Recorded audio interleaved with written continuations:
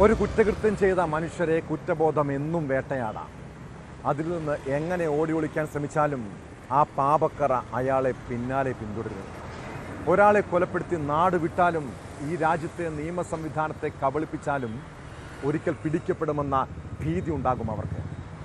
ആലപ്പുഴ ചെങ്ങന്നൂരിലെ ജയപ്രകാശ് ഒരു കൊലപാതകം നടത്തി 31 വർഷത്തോളമാണ് ഒളിവിൽ കഴിഞ്ഞത്.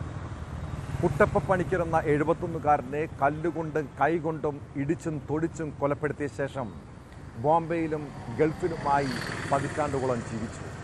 ആ കൊലക്കേസിനെ കുറിച്ച് നാട്ടുകാരും പോലീസുമെല്ലാം മറന്നുവെന്ന് കരുതി ഒരു വിവാഹമൊക്കെ കഴിച്ച് പുതിയൊരു ജീവിതം തുടങ്ങിയതാണ് ജയപ്രകാശ്. എന്നാൽ നിയമം തലയ്ക്ക് മുകളിൽ തന്നെ ഉണ്ടെന്ന് അയാൾ തിരിച്ചറിഞ്ഞില്ല. 31 വർഷത്തിന് ശേഷമാണ് കൊലക്കേസിൽ പ്രതിയെ പോലീസ് പിടികൂടിയത്.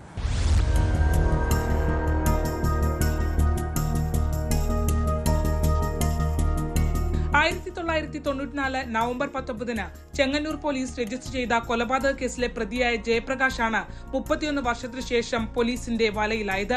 പ്രതി ഇപ്പോൾ താമസിക്കുന്ന ചെന്നിത്തല ഒരപ്രം ഭാഗത്തുള്ള ഇന്ദരീവനം എന്ന വീടിന് സമീപം വെച്ചായിരുന്നു അറസ്റ്റ്.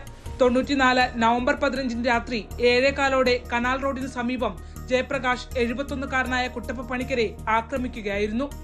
കല്ലുകൊണ്ടും കൈകൊണ്ടും ഇടിച്ചും തൊഴിച്ചും ഗുരുതര പരിക്കേറ്റ കുട്ടപ്പ പണിക്കർ കോട്ടയം മെഡിക്കൽ കോളേജിൽ ചികിത്സയിലിരിക്കെ മരിച്ചു.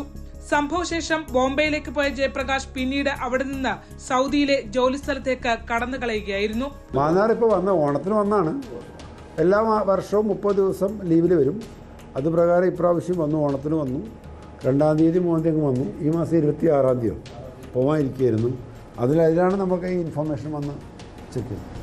1999 മുതൽ ജയപ്രകാശിനെ പിടികിട്ടാപ്പുള്ളിയായി പ്രഖ്യാപിച്ചിരുന്നു. പ്രതിയുടെ സഹോദരങ്ങളെ കേന്ദ്രീകരിച്ച് നടത്തിയ അന്വേഷണത്തിലാണ് ജയപ്രകാശ് വിദേശത്താണെന്ന് കണ്ടെത്തിയത്. ഇയാൾ ചെന്നിത്തല കാരാഴ്മ ഭാഗത്തു നിന്ന് വിവാഹം കഴിച്ചെന്ന് പോലീസ് കണ്ടെത്തി. അതിൽ കേന്ദ്രീകരിച്ചുള്ള നീണ്ട നിരീക്ഷണത്തിനൊടുവിലാണ് നാട്ടിലെത്തിയപ്പോൾ ജയപ്രകാശ് പിടിയിലാകുന്നത്. ചെങ്ങന്നൂർ CI വിപിൻ എസിയുടെ നേതൃത്വത്തിൽ SI പ്രദീപ്, CPOമാരായ ബിജേഷ് കുമാർ, ബിപിൻ കെ ദാസ് എന്നിവരടങ്ങിയ പ്രത്യേക സംഘമാണ് പ്രതിയെ കണ്ടെത്തിയത്.